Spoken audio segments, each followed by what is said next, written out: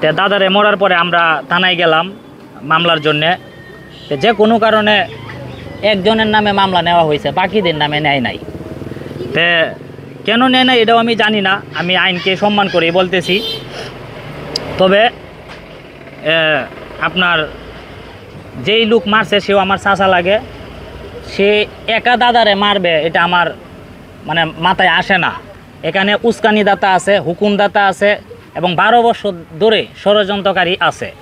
তো সব কিছু মিলানোর পর আমরা আলহামদুলিল্লাহ একজনটা আসামি দিছে, যে কুবাইছে তারে আমরা হাতে না হাতে আমার বাপ চাচা ধরছে। ধরার পরে সেনাবাহিনীর হাতে নিজে আমার বাপ চাচা তুলে দিছে, একটা সুতা তো ধরে নাই।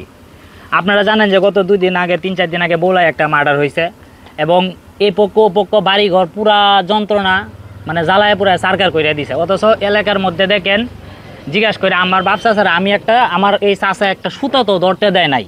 আমার ছোটো ভাই একটা আছে, সে আরও পাগলা, কারণ জানেন তো আপন দাদারে মারলে সবাই ধরতে দেয় নাই। যাক, এভাবেই যাইতেছিল। তো একটা শ্রেণী কাজ করতেছে আমার বিরুদ্ধে, মানে বিশেষ করে আমার বিরুদ্ধে। আমি বাড়িতে থাকি না, আমি যখন জমির কাগজপত্র ঘাটায় দেখলাম যে হ্যাঁ সত্যি জমি পাবো, তখন আমি আমার যে জমি, আমার একটা কেতে আমি নিজের আত্মায় কেটটা, ওরা 70 বছর খাইছিল, এখন কেটটা আমার আওতার মধ্যে আছে। এবং ওরা দলিল, আমাদের কনক চেয়ারম্যান সহ এইখানে 3 বার মিটিং হয়েছে, ওরা দলিল দেখাইতে পারে না। তা আমি প্রশ্ন করছি যে ঠিক আছে তোমরা 70 বছর কের বলে খাইছো, দলিলটা দেখাও। আর আমি কিসের জন্য দখল দিছি, আমার দাদা মারা গেছে, আমি দলিল দেখাই। তো এইভাবে যাওয়ার পর ওরা কিছুদিন আগে আমার নামে একটা সাদাবাজি মামলা দিছে, যে আমি বিএনপির তরফ থেকে সাদাবাজি করতেছি। অথচ আমি গ্রামেই থাকি না, এলাকাবাসী জানে যে আমার বসবাস হচ্ছে ঢাকা এবং কিশোরগঞ্জ শহরে।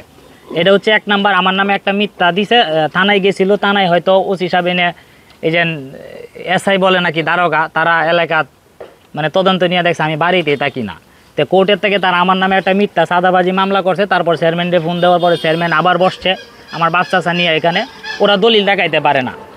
তারপরে আমারে ওই যে ফ্যামিলির একজন আমার বাড়ির সামনে গিয়ে আমার গালাগালি করে। আমি আমার ক্ষেতে কাজ করতেছিলাম, আমার 2 জন বদলি ছিল ক্ষেতে।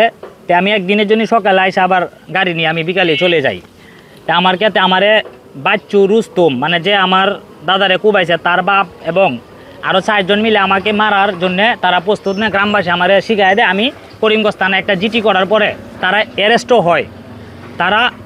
এবং অ্যারেস্ট হওয়ার পরের দিনে আবার যাবি না আইসা আমারে আবার মারার হুমকি দুমকি দেয়।